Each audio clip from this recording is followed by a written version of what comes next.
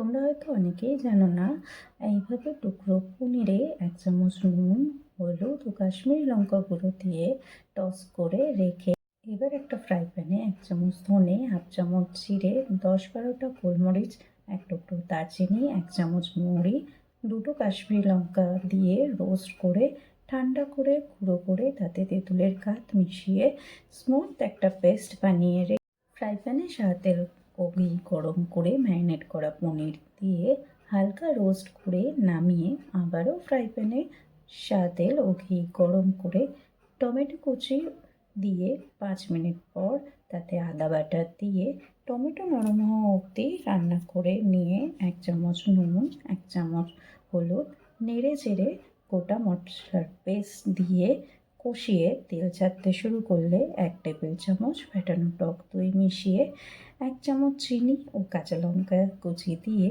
ঢাকনা দিয়ে রান্না করলে যখন মশলা থেকে তেল ছাড়তে শুরু করবে, রোস্ট করা পনির দিয়ে মিশিয়ে কারি পাতা দিয়ে 5 মিনিট ঢাকনা দিয়ে রান্না করে নিলেই রেডি আমাদের ভেজ পনির রোস্ট।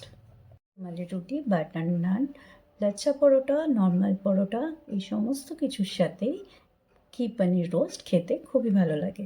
নিরামিষ দিনে এইভাবে একবার ঘি পনির রোস্ট বানিয়ে দেখো। রেস্টুরেন্ট আর বাড়ির খাবারের মধ্যে কোনো তফাৎই খুঁজে পাওয়া যাবে না। তোমরা আমার ভিডিও অনেকেই দেখছো, অথচ লাইক কমেন্ট কিছুই করছো না। আমি কি করে বুঝতে পারবো বলো তোমাদের আমার ভিডিওগুলো কেমন লাগছে?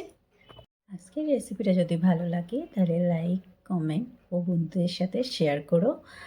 আর চ্যানেলে অন্য অন্য ভিডিও দেখে যদি ভালো লাগে তাহলে চ্যানেলটা সাবস্ক্রাইব করে পাশে থেকো।